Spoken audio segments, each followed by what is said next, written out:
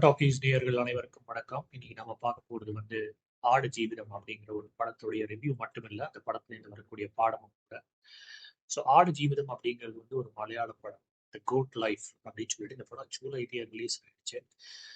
ஏன்டா இவ்வளோ நாள் கழிச்சு ரிவ்யூ பண்ற அப்படின்னு நீங்க எல்லாருமே கேட்கலாம். ஆனா நான் வந்து இந்த படத்துல இருந்து வரக்கூடிய பாடத்தை வந்து உங்களுக்கு வந்து கம்யூனிகேட் பண்ணோம் அப்படிங்கிறது தான் என்னுடைய ஒரே இருக்கும். இந்த படம் பார்த்தீங்கன்னா பிளஸ்ஸி அப்படின்னு ஒரு பழம்பெரும் டைரக்டர் தான் டைரக்ட் பண்ணியிருக்காங்க. படத்துல ஹீரோ வந்து பிருத்திவிராஜ், கோகுல், அப்புறம் ஜிம்மி லூயிஸ் அப்படின்னு சொல்லிட்டு ரெண்டு சப்போர்ட்டிங் ஆக்டர்ஸும் இந்த படத்துல வந்து ஒர்க் பண்ணியிருக்காங்க. அதை தவிர்த்து ஏகப்பட்ட பேர் இருக்காங்க. அமலா பால் இருக்காங்க, அதுக்கப்புறம் நிறைய பல நடிகர்கள் இருக்காங்க. பட் ப்ரிடாமினண்டா பாத்தீங்கன்னா இவங்க 3 பேர் தான். ஸோ இந்த படத்துல இருந்து வரக்கூடிய பாடம் என்னன்னா, நீங்க வந்து சவுதி, ஒமான், மலேசியா இந்த மாதிரி பல நாடுகளுக்கு வந்து வேலை செய்ய போறீங்க. டிரைவரா வேலை செய்ய போறீங்க, மெய்டா வேலை செய்ய போறீங்க. மாதிரி பல தொழில்கள்ல வந்து தமிழ்நாட்டுல இருந்து போய் பல பேர் மாட்டிக்கிட்டு இருக்காங்க. ஆனா அது பெரும்பாலும் வந்து வெளியில பேசப்படுறது இல்லை. ஆனா கேரளால வந்து நிறைய பேர் இதுல வந்து போய் மாட்டிக்கிறாங்க. இதுல வந்து அஹ், பல கஷ்டங்களை அனுபவிச்சு அவங்களுடைய எக்ஸ்பீரியன்ஸை வந்து பகிர்ந்துகிட்ட சம்பவங்கள்லாம் உண்டு. ஆனா நம்ம தமிழ்நாட்டுல அது பெருசா வெளியில வர மாட்டேங்குது. ஆனாலும் இந்த படத்தை வந்து ஒவ்வொரு தமிழரும் வந்து கண்டிப்பா போய் பார்க்கணும். ஏன்னா வந்து இது வந்து பிருத்திவிராஜ் அவருடைய நண்பர் 2 பேரும் வந்து ஒரு சின்ன கிராமத்தை சேர்ந்தவங்க கேரளால. சாதாரண வேலை பார்க்குறவங்க தான். இவங்க வந்து மிடில் ஈஸ்ட்டுக்கு போய் நம்ம பெரிய ஆளாயிடலாம் அப்படின்னு சொல்லிட்டு அங்க போய் வந்து பாத்தீங்கன்னா அவங்களுடைய ஏஜென்ட் மூலமா போறாங்க. அந்த ஏஜென்ட் அவங்களால தேடி கண்டுபிடிக்க முடியல. பாஷையும் தெரியல, இங்கிலீஷும் தெரியாது, ஹிந்தியும் தெரியாது. தேடி கண்டுபிடிச்சி எவனோ ஒருத்தன் வந்து கூட்டிட்டு போயிடுறான். கூட்டிட்டு போய் ஒரு 2 பேரையும் பிரிச்சு வச்சு ஒரு 2 பேரையும் டெசர்ட்ல போட்டு காலி பண்ணிடுறான். காலி பண்ணிடுறாங்க செஞ்சு டெசர்ட்ல வந்து ஆடு மேய்க்க விட்டுறாங்க. இப்ப இந்த டெசர்ட்ல இருந்து எப்படி தப்பிக்கிறாங்க அப்படிங்கறது தான் கதை. இந்த டெசர்ட்ல தப்பிக்கும் போது அவருடைய நண்பர் அவரை சந்திக்கிறாரு. பல வருடங்களுக்கு பிறகு திருப்பி அந்த நண்பரை சந்திக்கிறாரு. அதுக்கப்புறமா கூடவே இன்னொரு சொமாலியன் கோட் ஹர்ட், சொமாலியால இருந்து வந்து ஆடு மேய்க்கிறவரா வந்து ஜிம்மி ஜீன் லூயிஸ் அப்படின்னு சொல்லிட்டு ஒரு ஹைத்தி நாட்டை சேர்ந்த ஒரு அமெரிக்க நடிகர் தான் நடிச்சிருக்காரு. அவர் இந்த படத்துல வந்து ஒரு பார்ட் ப்ரொடியூசராகவும் இருந்திருக்காருன்னு நினைக்கிறேன். ஸோ அவர் வந்து இவங்க 2 பேரையும் கூப்பிட்டு, எனக்கு இந்த டெசர்ட்ல எல்லா வழியும் தெரியும், அதனால வந்து நான் உங்களை வந்து கூட்டிட்டு போறேன் அப்படின்னு சொல்லிட்டு வந்து கூட்டிட்டு போறாங்க. அப்புறம் இவங்க எப்படி 2 டெசர்ட்ல இருந்து தப்பிக்கிறாங்க அப்படிங்கிறது அந்த கதை. ஸோ நண்பர் வந்து KR கோகுல் அப்படிங்கிறவர் வந்து நஜீப் அப்படிங்கிற பெயர் கொண்டு இந்த படத்துல வர்றாரு. அவர் வந்து நல்லாவே நடிச்சிருக்காருன்னு தான் சொல்லணும். கண்டிப்பா அவர் வந்து பாராட்டப்பட வேண்டிய ஒரு நடிகர். ஏன்னா வந்து கடைசி நிமிடங்கள் அவர் வந்து இந்த படத்துல இறந்து போயிடுறாரு. கிட்டத்தட்ட வந்து ஒரு எஸ்கேப் ஆறதுக்கு வந்து ரொம்ப பக்கத்துல நெருங்கி வர சமயத்துல அவர் இறந்து போயிடுறாரு. அந்த இறக்கும் பொழுது அவருடைய நடிப்பு வந்து அருமையா வெளியே. இன்னொன்னு வந்து அந்த ஹைத்தி நாட்டை சேர்ந்த அந்த நடிகரும் வந்து நல்லாவே நடிச்சிருக்காரு. ஆனா வந்து இதுல வந்து என்ன வந்து ஒரு சொதப்பலான விஷயம்னா, இது வந்து ஒரு கண்டிப்பா ஒரு சர்வைவல் டிராமா அப்படிங்கறத வந்து முழுமையா என்னால ஏத்துக்க முடியல.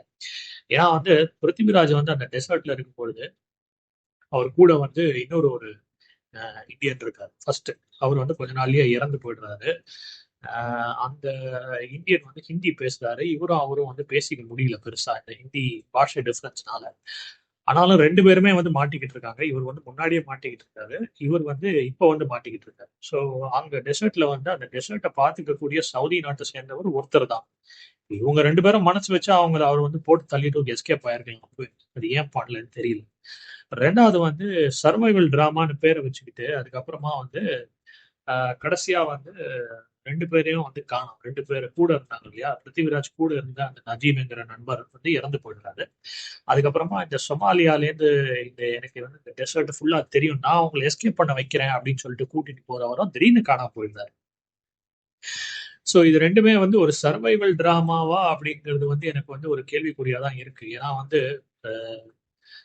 கடைசியா வந்து அவர் ஆல்மோஸ்ட் வந்து நெருங்கி வந்துட்டாங்க. இப்ப திடீர்னு வந்து இந்த மாதிரி ஒரு நிகழ்வு ஏற்படும் பொழுது அது வந்து கொஞ்சம் ஒரு சங்கடமா தான் இருக்கு. என்னால பிருத்திவிராஜ தான் ஹீரோவா காட்டினா இல்லையா, அவர் தான் தப்பிச்சு வெளியில வரணும் அப்படிங்கிறதுக்காக படத்தை ஒரு வேலை மாதிரி வச்சிருக்கலாம். ஆஹ் அதுக்கப்புறமா வெளியில வந்த பிறகு ஒரு போலீஸ் ஸ்டேஷன்ல பாக்குறாரு, அந்த சொமாலியா நாட்டை சேர்ந்தவர் வந்து தேடப்படுற ஒரு ஆளு அப்படிங்கிறது வந்து இந்த போலீஸ் ஸ்டேஷன்ல பாக்குறாரு. பட் ஆனா அதுக்கப்புறமா அவரை பத்தின எந்த விவரங்களுமே இல்லை. ஸோ சம்வேர் ஒரு இன்கம்ப்ளீட்டா இருந்த மாதிரி இருந்தது. ஓகே, நஜீப் அவருடைய நண்பர் வந்து இறந்து போயிடுறாரு, அது வேற விஷயம். அந்த ஹீட் தாங்க முடியாம அவர் வந்து அங்கேயே இறந்து போயிடுறாரு. ஸோ இந்த படத்துல வந்து மெயினா நீங்க வந்து அப்ரிஷியேட் பண்ண வேண்டியது வந்து இந்த படத்தினுடைய காட்சிகள் தான். அல்ஜீரியா, ஜார்டன், சவுதி இந்த மாதிரி இடத்துல இருக்கக்கூடிய வந்து டெசர்ட்ஸ்ல போய் இந்த படத்தை வந்து படம் பிடிச்சிருக்காங்க. ஸோ அருமையா வந்து இருக்க காட்சிகள்லாம். ஸோ கண்டிப்பா நம்மள வந்து பல பேர் அந்த சைட்லாம் போகக்கூட முடியாது. அதனால அந்த காட்சிகளை பார்க்கறதுக்காகவே நீங்க இந்த படத்தை பார்க்கணும்னு சொல்லுவேன். 2வது வந்து தமிழ்நாட்டிலேருந்து பல பேர் வந்து நம்ம வந்து சவுதி, ஒமான் இந்த மாதிரி இடத்துக்குலாம் வேலை செய்ய போறோம். இன்ஃபேக்ட் மலேசியா கூட. இங்கெல்லாம் போகும்போது ரொம்ப ரொம்ப கேர்ஃபுல்லா போங்க. உள்ள பல பேர் ஏஜென்ட்ஸ் மூலமா போறீங்க. ஏஜென்ட் கிட்ட வந்து ரொம்ப ரொம்ப ரொம்ப கேர்ஃபுல்லா இருங்க. டைரக்டா அப்ளை பண்ணி நல்ல கம்பெனிஸ்ல வேலை கிடைச்சதுன்னா கண்டிப்பா போயிருங்க. ஏஜென்ட் மூலமா போகும்போது 1க்கு 2 வாட்டி யோசிங்க. ஒரே ஒரு அட்வைஸ் தான் நான் குடுப்பேன். இந்த படத்துல வந்து நீங்க கத்துக்க வேண்டிய பாடம் இருக்கு. இந்த படத்த கண்டிப்பா போய் பாருங்க. இன்னொரு மிகப்பெரிய அட்வைஸ் வந்து உங்களுடைய பாஸ்போர்ட்ட தயவு செஞ்சு யாருக்குமே குடுத்துறாதீங்க. உங்க பாஸ்போர்ட்ட நீங்க இன்னொரு ஆள் கிட்ட ஒப்படைச்சீங்கன்னா, கண்டிப்பா வந்து நீங்க செய்யறதும் தப்பு, அவங்க செய்யறதும் தப்பு. இன்ஃபாக்ட் மிடில் ஈஸ்ட்ல வந்து பல கண்ட்ரீஸ்ல வந்து எம்ப்ளாயர்ஸ் வந்து பாஸ்போர்ட்ட வாங்கி வச்சுக்க கூடாதுன்னு பேன் பண்ணியிருக்காங்க. அப்படி இருந்தும் பல பேர் வந்து இந்த பாஸ்போர்ட்டை வாங்கி வச்சுக்கிறாங்க. பாஸ்போர்ட்டுக்கு கவர்மெண்ட் ஆஃப் இந்தியா மட்டும்தான் ஓனர். நீங்க இந்தியன் சிட்டிசனா இருந்தா உங்களுடைய பாஸ்போர்ட்டுக்கு நீங்க கஸ்டோடியன் தான், நீங்க ஓனர் கிடையாது. உங்க கையில இருந்து பாஸ்போர்ட் வெளியில போச்சு, நீங்க இன்னொரு எம்ப்ளாயருக்கு கொடுத்தீங்கன்னா நீங்க செய்யறது தப்பு. ஸோ அதனால வந்து தயவு செஞ்சு உங்க பாஸ்போர்ட்டை வந்து யாரு கையிலயும் கொடுக்காதீங்க வேலைக்காக. பாஸ்போர்ட்டை கொடுத்தீங்கன்னா மாட்டிக்குவீங்க. உங்களுக்கு தேவையான போது நீங்க திருப்பி இந்தியா வரணும்னு நினைச்சீங்கன்னா வரவே முடியாது. உங்க பாஸ்போர்ட்டையும் கொடுக்க மாட்டாங்க. பாஸ்போர்ட்டை வாங்கி வச்சுக்கிறது வந்து உங்களை லாக்இன் பண்றதுக்கு தான், உங்களை ஜெயில் மாதிரி போட்டு அடைச்சு வைக்கிறதுக்கு தான் உங்க பாஸ்போர்ட்டை வாங்கி வச்சுக்கிறாங்க. ஸோ மறுபடியும் மறுபடியும் சொல்றேன், நீங்க போற இடத்துல வந்து டே நான் பாஸ்போர்ட்டை கொடுக்க முடியாதுடா, பாஸ்போர்ட் என் கையில தான் இருக்கும் அப்படிங்கிறத தெளிவா சொல்லி தயவு செஞ்சு மாட்டிக்காதீங்க. இது நான் வந்து குறிப்பா வந்து நான் வந்து கொஞ்சம் ஆங்ஷியஸா இருக்கிறதுக்கு காரணம் வந்து நம்ம ஊர்ல இருந்து பல பேர் இந்த மாதிரி போய் மாட்டிக்கிறீங்க. ரொம்ப சிம்பிள். பாஸ்போர்ட்டை கையில இருந்து கொடுக்காதீங்க. அப்பதான் உங்களால திருப்பி வர முடியும். உங்களுக்கு வேலை பிடிக்கலனாலோ நீங்க ஏன் போய் மாட்டிட்டு இருக்கீங்கனாலோ போங்கடான்னு சொல்லிட்டு திருப்பி வந்துருங்க. அவ்வளவுதான். 2வது வந்து எனக்கு இது வந்து ஒரு பெரிய கம்பெனில நான் போயிருந்தேன். ஒரு கம்பெனியோட பேர் நான் சொல்ல விரும்பல. ஒமான்ல வந்து சலாலா அப்படின்னு சொல்லிட்டு ஒரு ஊர் இருக்கு. அந்த ஊர்ல ஒரு ஃபேமிலி பிசினஸ் ஒன்று இருக்கு. அங்க வந்து ஒரு சீனியர் ரோலுக்காக நான் போயிருந்தேங்க. சீனியர் ரோல் இன்டர்வியூ எல்லாம் முடிச்ச பிறகு ஃபைனலா வந்து சம்பளம்லாம் பேசின பிறகு பாஸ்போர்ட் நீ கொடுக்கணும் அப்படின்னு சொன்னாங்க. பாஸ்போர்ட் எதுக்கு கொடுக்கணும்? பாஸ்போர்ட் நான் கொடுக்க மாட்டேன். ஸோ அதனால வந்து சின்ன வேலையா இருந்தாலும் சரி, பெரிய வேலையா இருந்தாலும் சரி, பாஸ்போர்ட்டை தயவு செஞ்சு கொடுக்காதீங்க. நான் சொல்றது வந்து business head role, business strategy ரோல்ஸ்க்கு வந்து என்கிட்ட பாஸ்போர்ட்டை கேட்ட கம்பெனிஸ் எல்லாம் உண்டு. ஸோ வந்து நான் கொடுக்க முடியாதுன்னு சொல்லிட்டு நான் வந்து அந்த வேலையை நான் எடுத்துக்கல. பாஸ்போர்ட்டை வாங்கிக்கிறதுக்கு எந்த கம்பெனிக்கும் ரைட் கிடையாதுங்க. அவங்க சொல்லுவாங்க, நீங்க உங்களுக்கு ஏதாவது பிரச்சனை இருந்ததுன்னா நீங்க வந்து மினிஸ்ட்ரி ஆஃப் லேபர்ல போய் நீங்க கம்ப்ளைண்ட் பண்ணிக்கலாம். மினிஸ்ட்ரியில போய் கம்ப்ளைண்ட் பண்ணிக்கலாம்.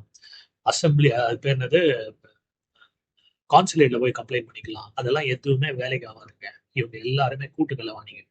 சரிங்களா? அந்த என்டையர் சிஸ்டம் இஸ் கரப்ட்.